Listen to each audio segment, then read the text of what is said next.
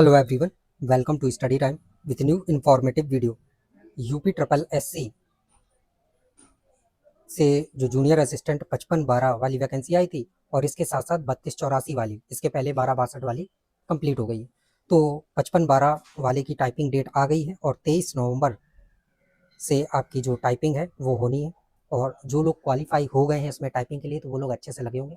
तो हम daily daily का मतलब है कि जितना आपके लिए चीज़ें ज़रूरी हैं वो सब एक एक करके आपकी जो भी टाइपिंग से संबंधित जो भी डाउट हैं या जो भी समस्याएं हैं वो एक एक करके सारे जो डाउट हैं वो क्लियर कर देंगे। वो 32-84 वालों के लिए भी महत्वपूर्ण है क्योंकि उनका शॉर्ट लिस्टिंग भी हो गया है, उनका भी एग्ज़ाम होगा। तो 32-84 वालों का एग्ज़ाम होगा तो निश्चित सी बात है उसमें भी बहुत सारे विद्यार्थी क्वालिफाई करेंगे टाइपिंग के लिए। तो अभी से वो सब इन्हें पता होगा, वो सारी जानकारी होगी तो और ज़्यादा हेल्पफुल होगा। अंतिम समय में उनको घबराहट नहीं होगी और समस्याएं नहीं होगी। जैसा कि अभी 55-12 वाले बहुत सारे स्टूडेंट्स के साथ हो रहा है कि उन्हें टाइपिंग नहीं आ रही या टाइपिंग से संबंधित बहुत सारी चीज़ें नहीं पता है कि कैसे क्या होना है। अब जाके उन्हें समझ आ रहा है। पहले तो ये लग रहा था कि एग्ज़ाम क्लियर हो जाएगा फिर आराम से कर लेंगे, 3 महीने का, 4 महीने का, 5 महीने का समय मिलेगा। लेकिन समय नहीं मिलेगा क्योंकि यूपी ट्रिपल एस बहुत स्पीड से अपना काम कर रहा है। तो सेम चीज़ 32-84 में होगा। तो आप 55-12 वाली वैकेंसी से ये सीख लीजिए कि आपको 32-84 के एग्ज़ाम के बाद भी बहुत ज़्यादा समय नहीं मिलेगा कि आप ये सोचें कि मैं तब टाइपिंग सीखूंगा। तो आप देखिए कि 55-12 का रिजल्ट आया और नेक्स्ट डे उन्होंने डेट भी अनाउंस कर दी कि 23 तारीख से हम ले रहे हैं। और अब आपके पास 40 दिन का जो समय है वो बचा हुआ है। और इस 40 दिन में जिनकी टाइपिंग अच्छी है, जो पहले भी टाइपिंग के एग्ज़ाम दे चुके होंगे, चाहे वो 12-62 में हो या अदर जो भी टाइपिंग कहीं स्टेनो वगैरह में दी हो या किसी में भी दी हो, तो उनको तो ठीक है कि चलो सारी चीज़ें लगभग पता होंगी। लेकिन जो पहली बार जो ये टाइपिंग देने जा रहे हैं उनके लिए बहुत सारी समस्याएं हों। तो हम एक एक करके सब कुछ आपको बताएंगे।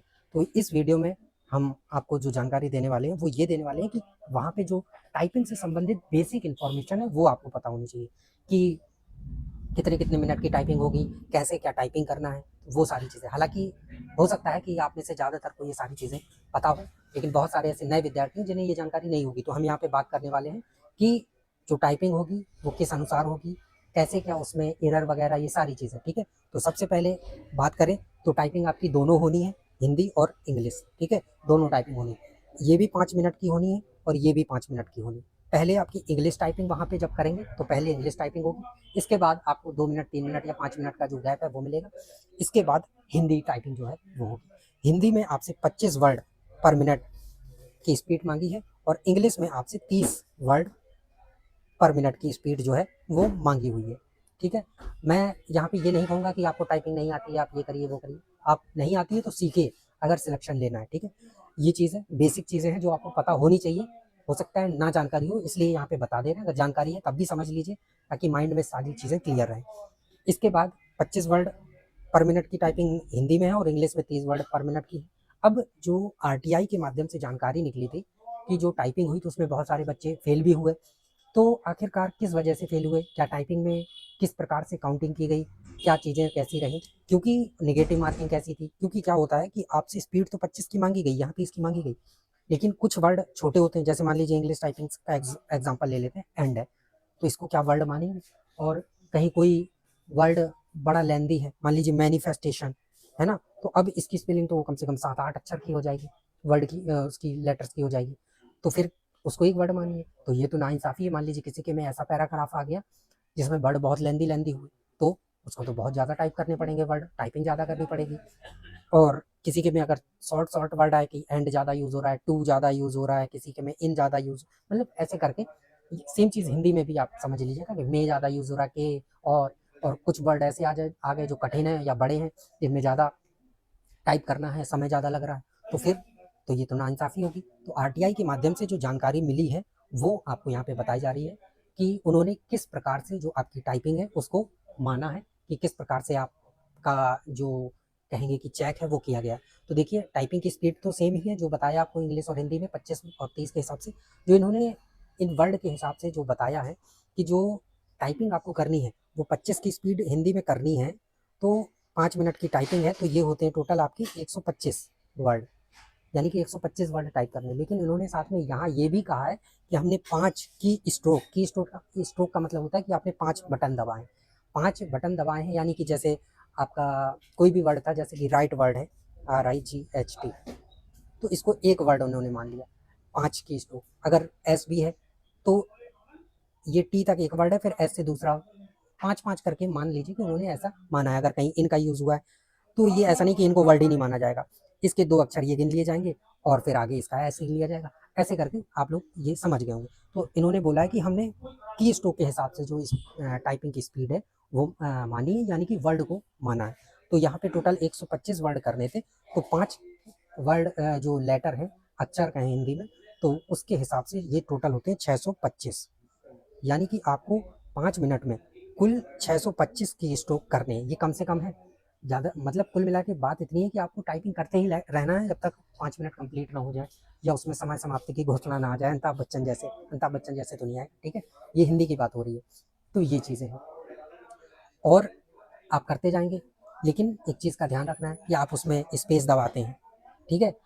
स्पेस दबा रहे हैं, आप उसमें बैक स्पेस का यूज़ कर रहे हैं, आप उसमें एंटर का यूज़ कर रहे हैं, मान लीजिए कहीं यूज़ कर लिया आपने, या शिफ्ट का यूज़ कर रहे हैं, ये की स्ट्रोक नहीं माने जाएंगे कि इन्हें भी मान ले। नहीं, वो केवल की स्ट्रोक इन्हें मानेगा जो आप शब्द बना रहे हैं उसमें जिन अक्षरों का यूज़ हुआ है। मान लीजिए राइट लिखना था, अब राइट में क्या है कि आर तो कैपिटल है, तो आप शिफ्ट का यूज़ करेंगे।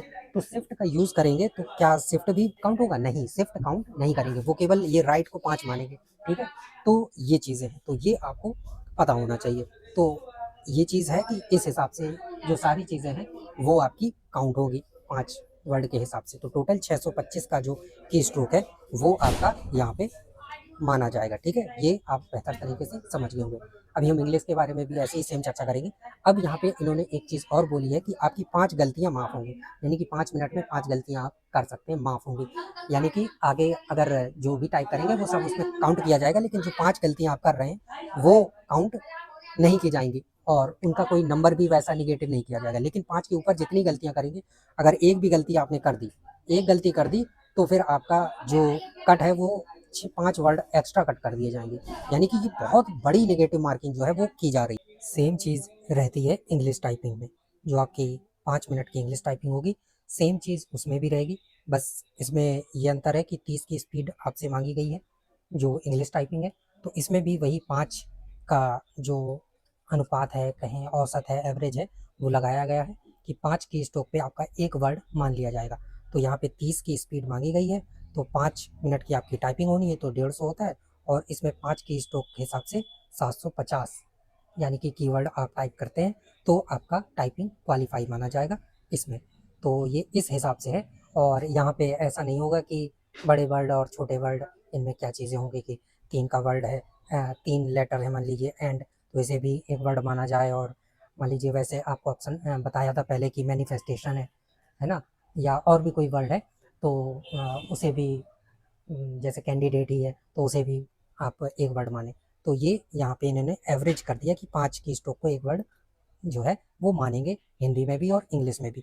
सेम इसमें होने वाला है कि 5 गलतियाँ जो आपकी हैं वो माफ़ कर दी जाएंगी, लेकिन 5 के बाद जो छठवीं गलती करेंगे, एक गलती पे आपको 5 जो आपके सही वर्ड हैं वो गलत मान लिए जाएंगे। यानी कि निगेटिव मार्किंग यहाँ पे बहुत तगड़ी की हुई है।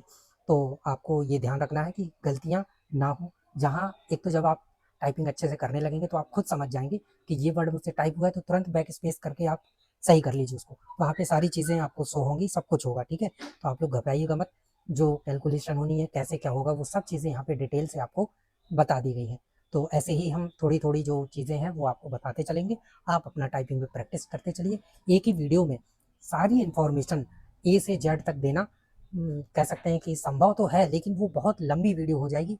हो सकता है उसमें से कुछ चीज़ें आप मिस कर दें। इसलिए डेली कुछ ना कुछ आपको इस तरीके की अपडेट वगैरह या जानकारी टाइपिंग से संबंधित आपकी हेल्प जो है वो रोज़ होती रहेगी, जिससे आप उन चीज़ों को जानते भी रहें और अपना जो टाइपिंग पे है वो अच्छे से लगे भी रहें। तो यहाँ पे आपको ये चीज़ें बता दी कि कैसे आपकी जो टाइपिंग है उसका जो कहें मेज़रमेंट है, या आपको कैसे देखा जाएगा कि आप क्वालिफाई हुए हैं या नहीं हुए हैं, कैसे कैलकुलेशन होगी, वो सब यहाँ पे बता दें। तो आप लोग अच्छे से लगे रहिए।